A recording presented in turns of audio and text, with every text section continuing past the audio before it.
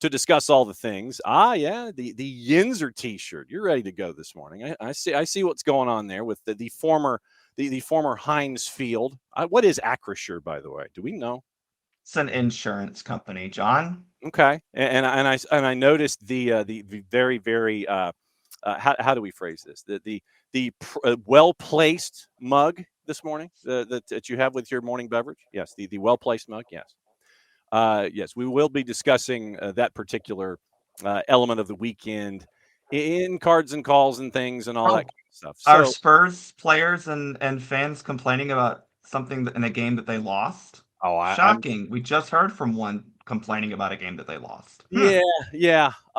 So we kind of buzzed through, like literally, we could have taken the entire show and discussed the instant classic and Messi and friends and NYCFC running into Chester and getting a point. I know that you and I are going to be discussing one of the other finals from the weekend. That's going to be coming up in a sec. But looking at the three matchups that we talked about, with the fourth one coming up tonight, we now know one full conference final in the Eastern Conference, and we know half of the element in the Western Conference. What are your takeaways from the three matches that we talked about in hour number one? Well, I'll go game by game. The first is that Vancouver has a lot of belief about them. We've kind of seen that all season, but I think that game particularly showed me that they are a team that believes they can win a championship. Um, Obviously, LAFC has that, and they have a couple players who are world class at some point in their career. Um, that didn't matter, and that was a big thing for me for Vancouver is they just believed, and at this time in the year, that's what matters. I was shocked, John, shocked that Cincinnati shipped. I mean, Ooh. let's see how many. Which is more, the amount of deviled eggs you're going to eat on Thursday, or the amount of goals that Cincinnati conceded on Saturday? I mean it was a lot. I was shocked that they conceded that many goals in a home playoff match. Yes, Miami is good. Yes, Messi is still the GOAT, but that. If I were a Cincinnati fan, I would be quite upset that my team allowed that to happen. Um, and then the final game on which for me was the most entertaining. I know the LAFC Vancouver game was went into overtime and all these things, but for me, that game was the most entertaining because Philly just. John, I think this is a great example of energy drink soccer just has a ceiling. Yeah. And Philly played well.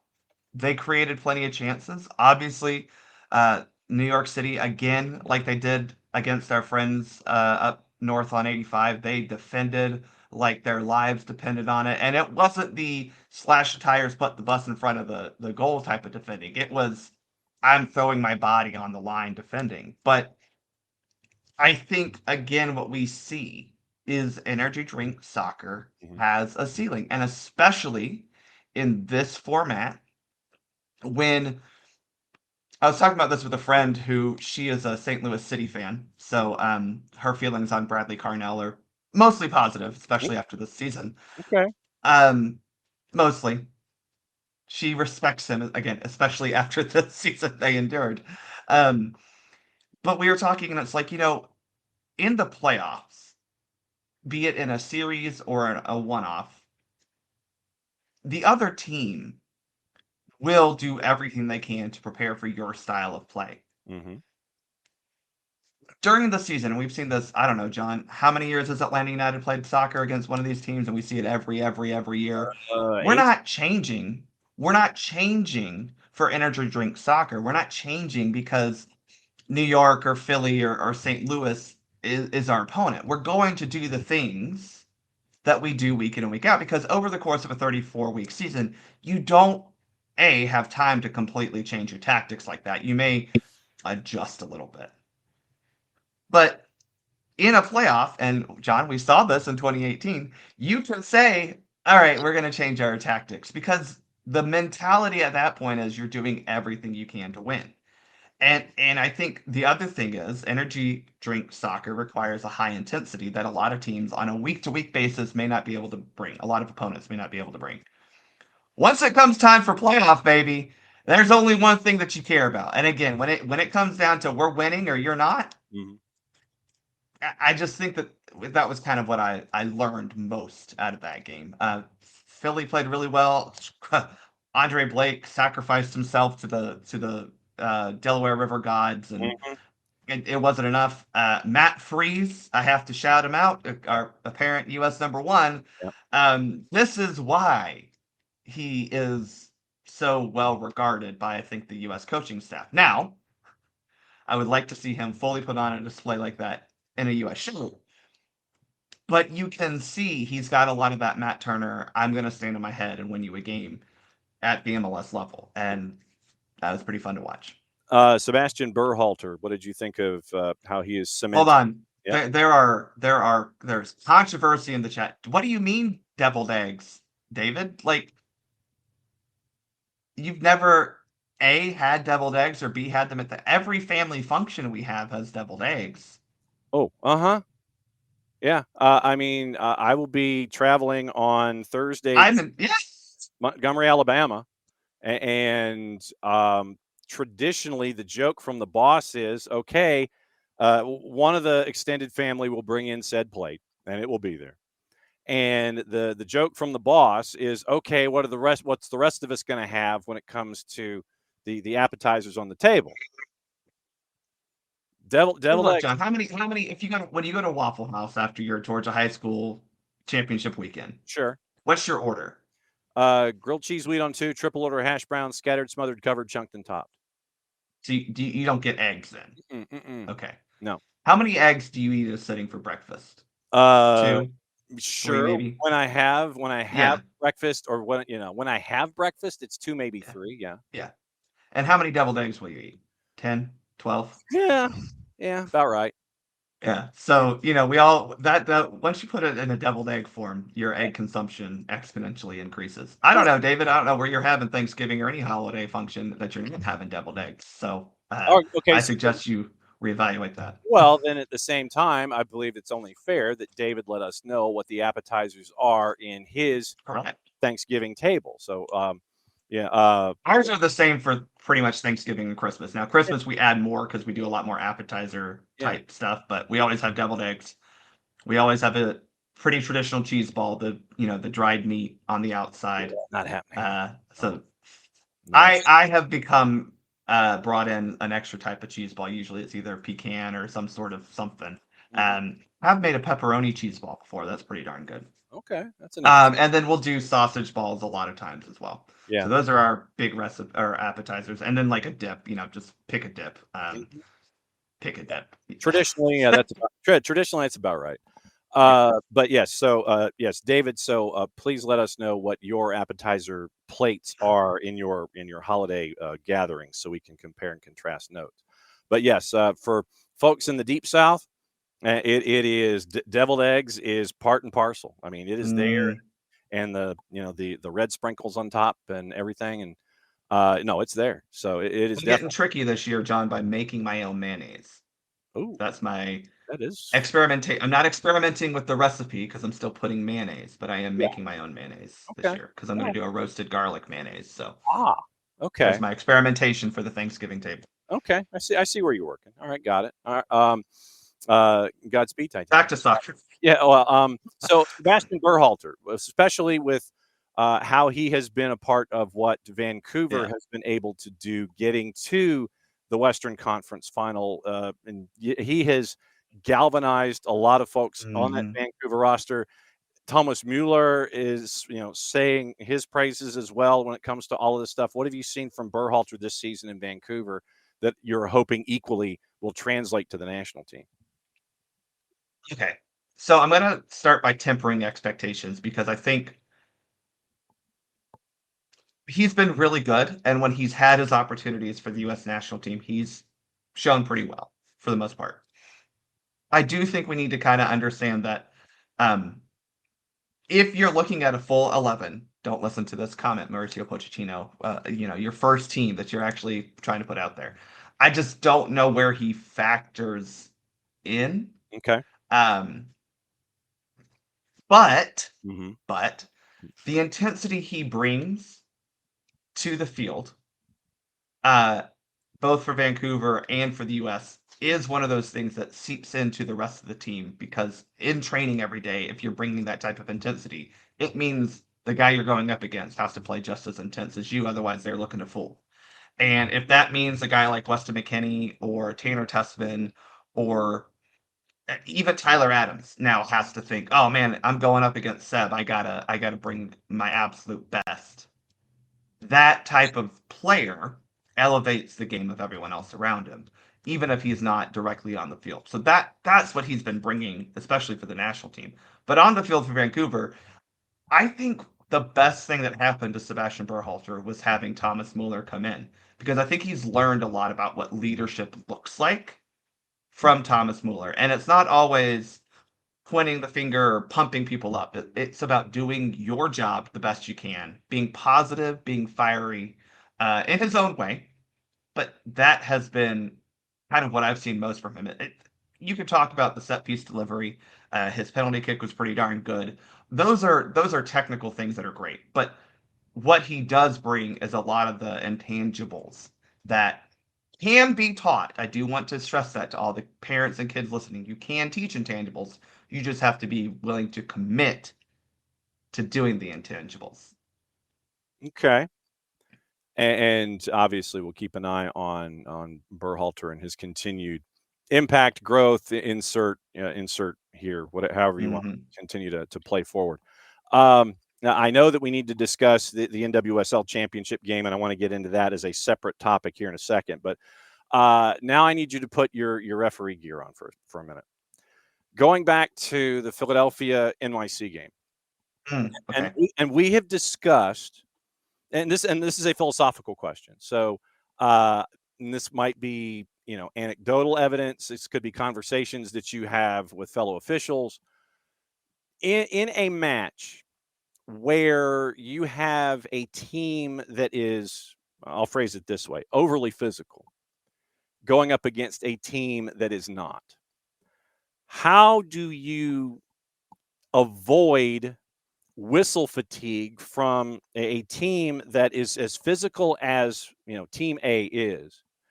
Still, you want to be within the construct of your match itself, not have the refs lose character of who they are, lose control Hmm. of the match, those kinds of things. How do you keep from getting whistle fatigue when you see foul, whistle, game stops and slows down, foul, whistle, game stops and slows down, foul, turnover, whistle, game stops and slows down?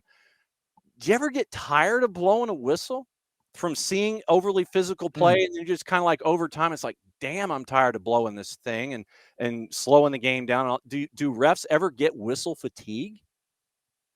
Well, yes and no. Okay. Yes, because you just get annoyed having to call it, right? When team P Hmm. is intentionally fouling as a tactic, right? Yeah.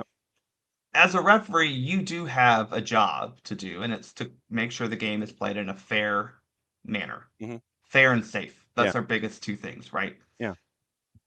If you're fouling a lot of times, then we're borderline not safe. Yeah. So there's kind of the biggest thing again that the referees are out there is to ensure safety. Because remember back when soccer association football started out, guys were dying, limbs were being broken on a regular basis. They decided, hey, we should probably have someone making sure we don't have to end up in the hospital after every single game. Yeah. Okay. So our number one job here is safety.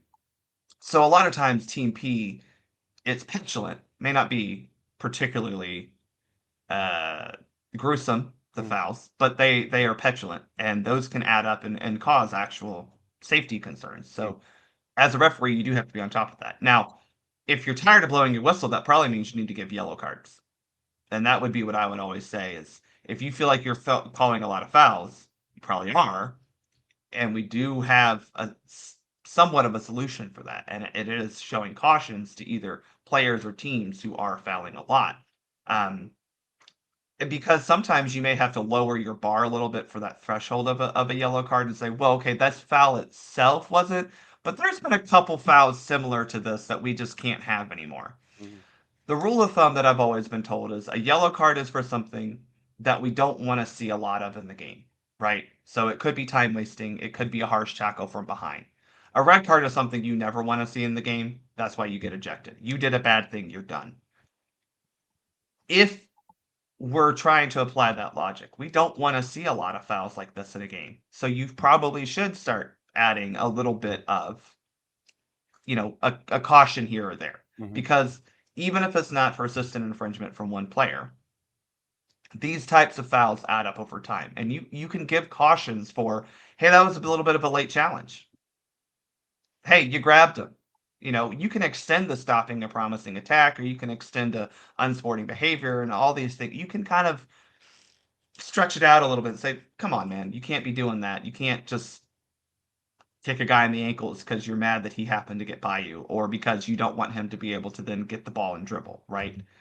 You're allowed to do that, especially if you can then say, well, you're not even trying to play the ball, which, again, Team P a lot of times doesn't even try to do that. So Or they you try to kind be of have to have that or they try approach. to be or the team tries to be physical after a pass is completed. So in the backwash, Right. all of the activities in front of the Yeah. officials as they're And looking anything that happens late after an act, like a either defensive action or offensive, action, anything that happens after that ball has been passed away or dribbled away, like you're fully within your rights to give a yellow card, in my opinion, because it's late.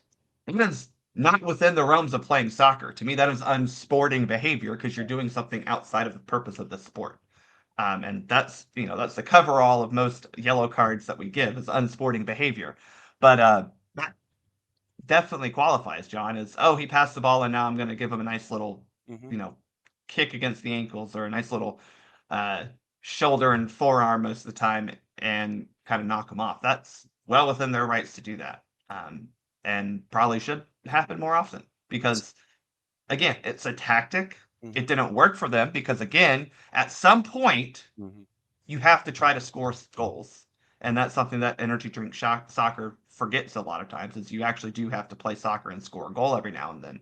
Um, and when your tactic is to just foul again, you're forgetting that the goal is to score a goal. And if you don't score goals in a playoff setting, right, especially, you ain't gonna win No. unless you can guarantee, not everyone can be Pittsburgh, and guarantee that you're gonna, win in a penalty shootout.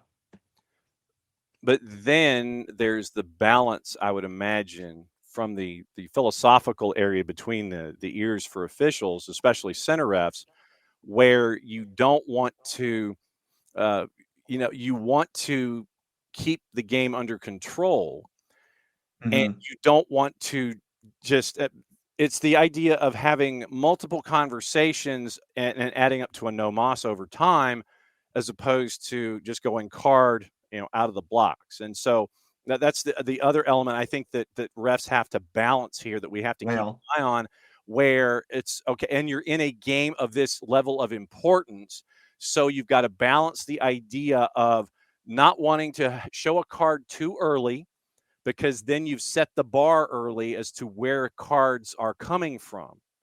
And it's all of these things in play when it comes to, okay, normally I run a game this way, but I don't want to give a card early. I'll give talking twos, even if the foul might have been, a little overzealous from the normal bar. And mhm.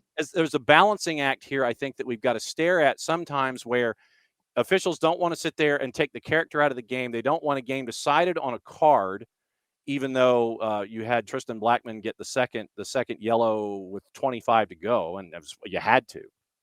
But early on, you don't want to set that precedent, and then the team that's physical sees that you're not setting that precedent, and they continue to be more physical and physical and physical and push the bar and push and push and push before finally the ref sits there, is like, okay, I've had it. But that bar is so far down the line and probably away from where that center ref normally is playing. It's like you have all of these other intangibles that you've got to juggle here.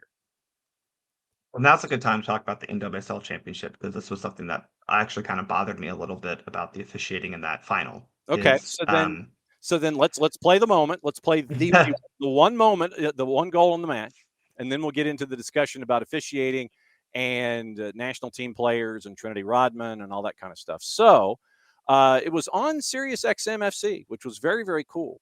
And you had a familiar voice that was doing play-by-play on said match. She's one of our OGs, Jessica Charman. It was a Jess booth.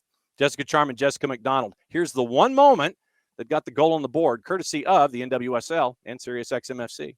Gotham FC trying to enjoy a little bit of ball as they switch the field over to their left-hand side. 30 yards from goal is Brunina as she heads now into the 18-yard box. Couple of step-overs, juking as she lays it across top of the box is Rose LaBelle!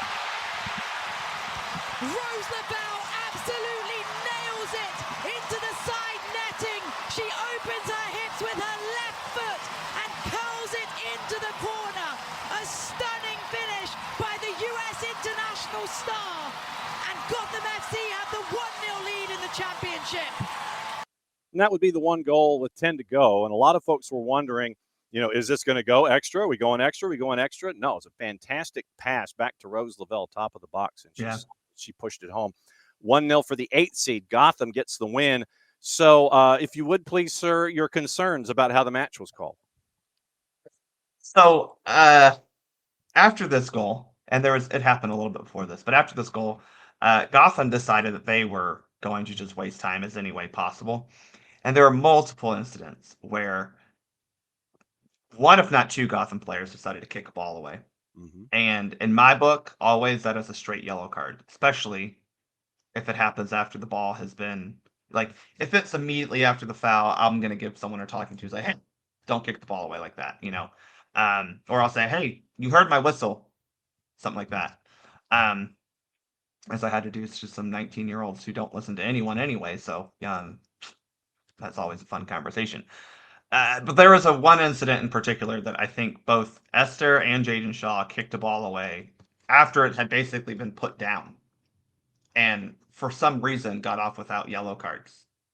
And John, when you're talking about, I don't want to give a yellow card, no, they made the decision to do that, knowing full well, in theory, that is a no-no. And that's what bothers me with this whole, I don't want to give a yellow card and affect the game.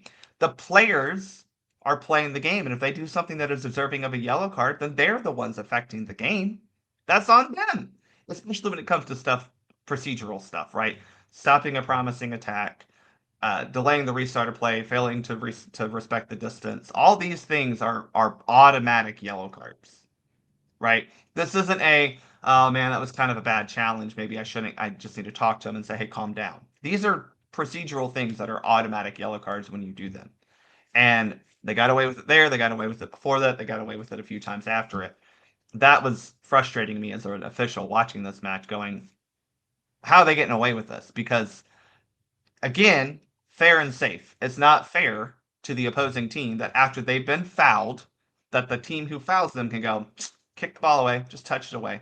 And we've seen plenty of times where guys get, I'm thinking a lot of Arsenal players right now, getting a yellow card just because they happen to, be in the way of they happen to just poke a ball away, or they happen to just, I don't know, move it slightly.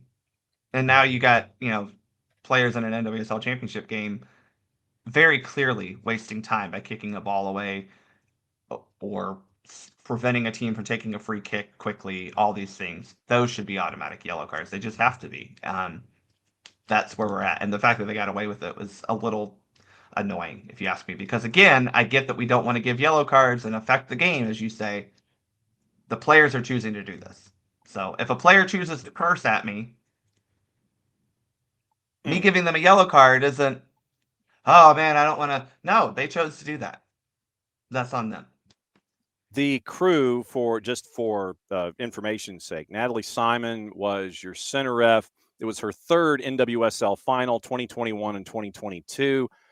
Chris Sherfranz and Matt Trotter were your ARs. Nabil Ben Salah was your fourth.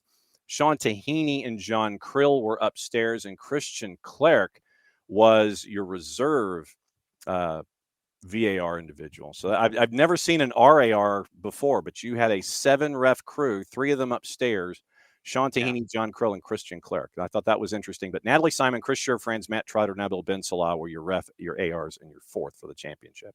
Typically for matches like this, you have a lot of referees on hand because you want to make sure you're covered in all your bases, just in case. You never want to have to, be concerned that there's not going to be a referee present. But yeah, I mean, look, that was my big gripe from the game from an officiating standpoint. I thought everything else is pretty good, to be quite honest. But that was just, to me, very annoying because we've been told to try to stop that in the game, and here we are allowing players in the championship final ability to just not even toe the line, completely cross it and get away with it. Yep. And Trinity Rodman comes in and she plays the final 33 minutes. Part of her 33 minutes was a nasty collision. And we do not have any kind of an injury update on her because when contact was made late, she was down for a while and came back up, and she was not at 100%. She tried to continue to gut it out over the end of the match, but we don't have any report about any kind of injury diagnosis or anything like that. But she was down for quite some time.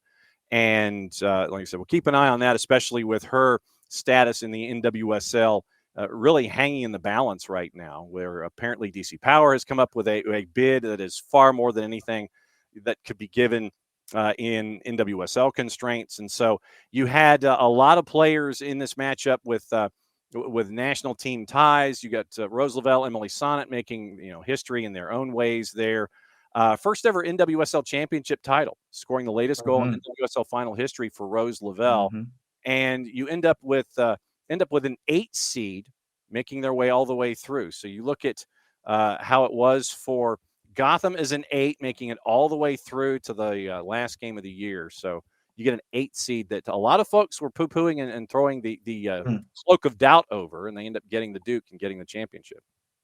They were just inconsistent all season. I think that was the big thing that people were confused about with Gotham is, okay, we see the talent, right? There's a lot of talent up and down this roster. Some of it wasn't there all the time, and I think that needs to be said. They finally got basically all their key pieces healthy. Obviously, no Tanner Davidson, but from the standpoint of every other position, basically they were healthy. They had their big players there. That I think went a long way. I don't know, man. Gotham, when they won it in 2023, they were like a 6 seed. So maybe that's the secret for Gotham is just play the underdog role and go on and win it. Look, I think this is, again, a testament to the depth of quality and the amount of talent in the league more than anything. Spirit, obviously, a fantastic season with, again, a lot of talent. I will say I think Coach got it wrong with the Hal Hirschfeld situation. To just be frank, I think she was off for what seemed like half an hour trying to get treatment. I know it was only 7 minutes, but that's one of those where if she can't go if it's been 7 minutes, what are we doing? You just got to make it. You got to make a decision. And I think he made the wrong decision by putting her back out there.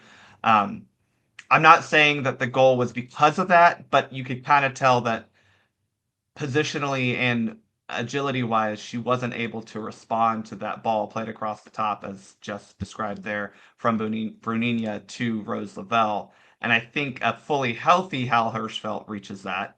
She got some long legs. She can reach that.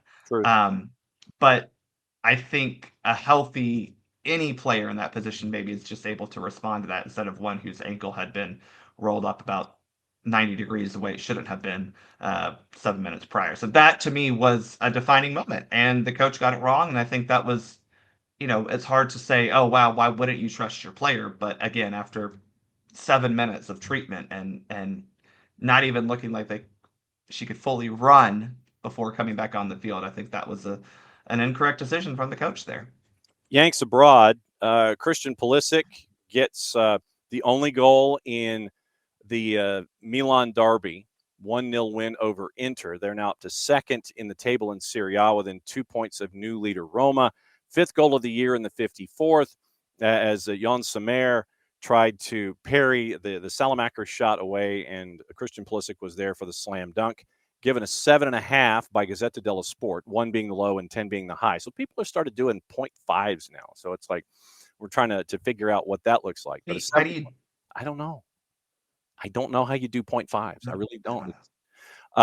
So Gazzetta dello Sport on Pulisic, quote, he returns to the starting lineup after the spell in Parma and decides the derby, his 5th Serie A goal. Captain America stings in the first half, then settles the match, end quote.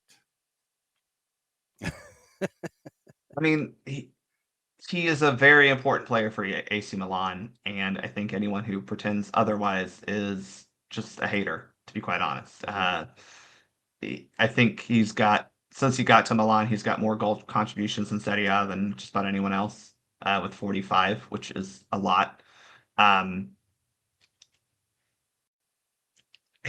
He's a vital important player to that team. Mm-hmm. Then you've also got from the Big Five leagues, Brendan Aronson played 89 minutes in the loss to Aston Villa. Tanner Tessman, once again, we find out why Lyon is Lyon. Thank you, John Texter. Druitt O'Share dropped to 7th without a win in their last 4. So Mark McKenzie did not have a good day in a loss to Angers. Tanner Tessman, apparently, according to L'Equipe, had even a worse day in the draw with O'Share. So Angers and O'Share take their pounds of flesh from McKenzie and Tessman. St. Pauli is still in the bottom 3 of the Bundesliga. James Sands played 90 minutes in a loss to Union Berlin, got a 4. And so it was kind of a light week from all of our players in the Big 5 European leagues coming back from the international window. Yeah, I'm not sure what to make of Tessman's performances at Lyon, because I think Lyon as a whole is not fully sure what type of team they want to be right now. They've been not good this season, just to be frank. And maybe it's because they lost their best player with a move to Atletico Madrid this past summer. Maybe that's Thiago Almada, by the way.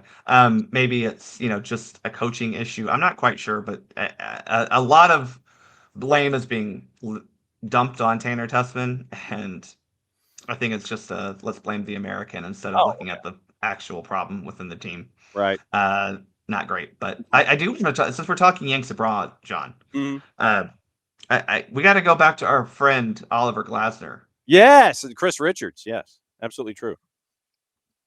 Who blamed? He said, "Oh well, he came out." For those who don't know, Chris Richards exited the match this weekend early. Glasner said, "Oh, it's just cramps," and then blamed that he got too much time off in the international break, that he wasn't match ready. Boy, yeah. Bro, which one is it? Whichever. The clown show that has become Oliver Glasner, the hypocrite, the liar, the cheat, and the scapegoat artist. What are we doing here, man? First you blame Mauricio Pochettino. How dare you play him so much? Now you're saying, well, we didn't let him go, and now he didn't play enough, and that's why he got cramps. Which one is it? Don't be mad at the U.S. because you can't figure out how to coach your team better. That ain't our problem. Glasner quote, 83 minutes left in Palace's 2-0 win at Wolves. Glasner said, quote, he said he was cramping. Maybe we gave him too long off because he wasn't called up for the United States and had the first week of the international break. Why wasn't he called up, Oliver? Why wasn't he? Hopefully it's nothing serious, end quote. So he shouldn't have played in the October window because of injury concerns. And then after the November window, when he didn't play, first time out of the blocks for Crystal Palace, he's removed after 83 minutes because he said he was cramping. Because he didn't. He had too much time off. Because, too much time off. Yeah. Clown show. Oliver Glasner, I think that Crystal Palace might be coming back to the mean when it comes to everything. I think that's the problem, is that they have, I don't want to say they've flown too close to the sun. That's probably not the right metaphor, but definitely regressing to the mean of, oh yeah, you can't just expect every other team to not play well against you. Tyler Adams, 79 minutes in the 2-2 draw with West Ham. You had Valérien Balogun on the bench in Monaco's loss at Rennes. Tim Weah plays 90 minutes, gets a goal in the 5-1 win for Marseille at Nice. That was a thumping goal, man. That was cheap. Malik Tillman scored. Mollywopped that one. Mollywop. There's a good Southern word. Malik Tillman scored Leverkusen's third goal in the 3-1 win at Wolfsburg. Leverkusen now in second, 8 points behind Bayern Munich. Tillman making his first start since mid-October because of the thigh injury. 3 goals in 7 Bundesliga appearances. Borussia Mönchengladbach beat Wolfsburg 3-1 for their third straight win, move up to 11th. Bild noted that Joe Scally moved from his wide spot onto the 3-man back line to replace the injured Philippe Sander in the back 3, quote, according to Bild, which came somewhat at the expense of his newly acquired attacking qualities, end quote. Gio Reyna gave you 18 minutes, won 3 of his 4 duels, and played a few nice passes, reported Bild. Hey, look, we're just happy Gio Reyna's playing soccer. Anytime Gio Reyna plays soccer, it's probably a good thing for U.S. national team. Scally's weird, man. I don't understand how that type of player who, again, starts week in and week out for a Bundesliga team. I mean, has been doing it for 3+ years, right? 4 years? Definitely 3 years. I can't. Math is hard, John. I didn't go to school for math. I have multiple degrees in words, but not math. Correct. Right there with you. That it just is. It's confusing why when he comes to the national team, he's just fine. And maybe that's what Joe Scally is. I think from an identity, he is a perfectly good player. I don't think he does anything particularly great.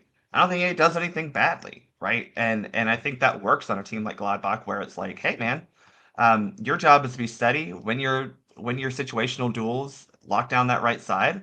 I do think that he provides a lot of versatility to the national team, where if you're talking about playing more of a right center back or a right back kind of in that swing-ish role, I think he provides you something there. But look, we saw Alex Freeman do it against Uruguay and looked pretty darn good too. Scored a goal in a position that was definitely not right center back, by the way. No. But took advantage of those opportunities.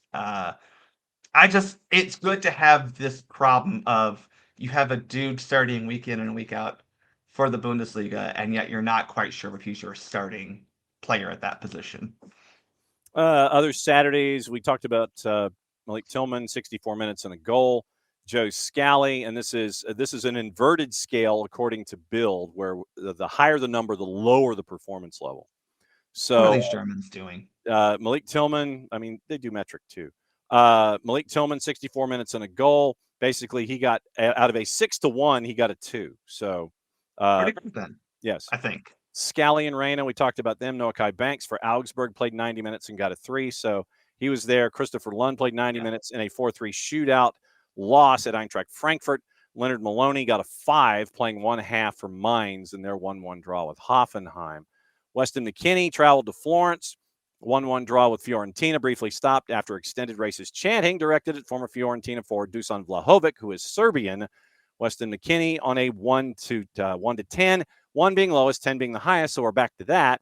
Gazzetta dello Sport gave Weston McKennie a 6 in the 90 minutes that were there. His header startled Frankie, according to Gazzetta dello Sport. He was the closest to scoring in the second half. As usual, he worked hard in 3 positions. So that's Yanks abroad for another week. So before your time is up on your Monday, cards and calls, and you're looking once again at goals being disallowed, and you're looking at offside, and the offside discussion seems to be rearing its ugly head again. And just once again, and you can include the subjective nature that seems to be creeping in, but please explain what it currently is as it is discussed in the laws of the game. Okay, so I'm assuming we're talking about the goal Arsenal scored against Tottenham, the second goal, where multiple players were in an offside position and Tottenham wanted it disallowed for obstructing the keeper, basically. Check. This has obviously been disallowed a couple times in recent memory. But I do think that there are some reasons why this particular goal was upheld. Now, firstly, we are talking about you must be in an offside position, which means you are closer to the goal line than the second to last defensive player. Okay. And then you must interfere with the goalkeeper's ability, basically, to make a save or play the ball, same as you would with like any other defender. Now, we are a little bit more, I don't want to say strict, but we are a little bit more attentive to the idea of, interfering with the goalkeeper because of a couple of things, mainly because, they are trying to save the goal as opposed to a defender who may just be, playing the ball, and just because an offside dude is near them doesn't mean it's interfering with their ability. Although I could get on a big old rant about that too. I think why this particular goal was upheld is it goes back to the whole point of VAR, which is to resolve clear and obvious errors. And I think why Arsenal's, granted, there were like 3 players in an offside position, possibly Yes, it interfering was. with You were looking at Vicario's ability Saka, Zubamendi, and Trossard. And Trossard, yes. Yeah. I think where Arsenal gets away with this is that they're all 3 like 10 yards from goal. I don't disagree that they may have been in the line of sight. So, I am saying that. But I think when we're looking at this, you're going, wait, so any player who happens to be in the line of sight of a goalkeeper is now possibly offside, even if they're 10, 11, maybe 12 yards out from goal. I think when I've seen this a lot of times, and we could talk about solutions, the player is like in the 6-yard box, right? They are in the goal area in front of the goalkeeper. So again, if you're outside of that 6-yard box, if you're outside of that, if you're closer to the penalty spot, if you're closer to the 18, I think what they're basically saying is, are you actually interfering with the goalkeeper's ability to play his position, right? And I think that's a fair question. And again, when it comes to clear and obvious, that's not clear and obvious, I think, is what basically VAR has said in a lot of these incidents. I think the other thing to remember is we look at the couple goals disallowed for this and not the plenty of goals that are upheld for the same standards. And Dale Johnson, who is now BBC's Dale Johnson, no longer ESPN's. Yes. So in his article, he says the key consideration for VAR is that the offside players are moving away from the play, and that the keeper can see the ball at the time of the shot. Yeah. So, and it's hard in this particular scenario because I don't know if they're necessarily moving away, but I would argue that they are definitely not moving to. Okay. They are not in an effort to, like, they as themselves are not trying to interfere with play. Now, that doesn't excuse them, but again, we're talking clear and obvious error on a subjective matter, right? Clear. So that sounds like the HAL 9000 for me. It's clear and obvious on a subjective. Yep. And so it would have to be. So I think, and Dale in his article talks about how do we find ways to better define this. And I do think that, like, if you're inside the goal area, specifically between the posts, right? If you're like within, call it the tackle box, if you will. Talking about that with the Falcons yesterday with the stupidly unneeded potential grounding. But anyway, good things we won. If you're going to go with like, oh, you're in the goal box, right? Which we all consider that 6-yard box area, the goal area. But like, you're 6 yards or less from goal, or fewer from goal, and you're within the goal posts. To me, that is, you are actively interfering with, like, you could possibly be actively interfering with the goalkeeper, right? Now, if the goal is on, the near post and you're just standing at the far post and you're offside and you don't do anything, that's whatever. But like, I think when we need to understand that you cannot, every play can be checked, but just because someone is in an offside position does not mean that they are guilty of an offside offense. Okay. You need to do a better job of kind of, and maybe VAR has, and they just haven't let us know. Maybe that's something that they talk about with PGMOL and others, that there is a standard or at least a barrier of like, dude, you're closer to the top of the box than you are the goal line. Like, how are you interfering with the goalkeeper's ability to make a save? And again, clear and obvious. So how do we just give us a little bit of room of saying, look, if it's outside the 6, will look at it, but you have to be doing something like you have to have dummied the ball for a shot, basically. I think that's what Dale is hinting at, and I think what VAR is basically trying to say is like, just because you're offside and happen to be in front of the goal doesn't mean that you're offside, right? Again, you cannot be penalized for being in an offside position in itself. It is not an offense in itself to be in an offside position. That is in the laws of the game. So in this case here, they're going, well, they're part of natural play. They're not moving toward the ball or the goalkeeper in an attempt to distract him. It's just they happen to be in an offside position when the shot was taken. And I think, again, when you look at the distance, I think it's fair to say, oh, maybe he couldn't have seen the shot. Sure, but there were also Tottenham defenders in the way of the shot. So, are we going to... I don't know. There's a lot of factors to consider, and I just think that one of the big ones is distance from the actual goal, or the goalkeeper, I should say, in this scenario where, the goalkeeper is on his line, and they're a good 10 yards away from him.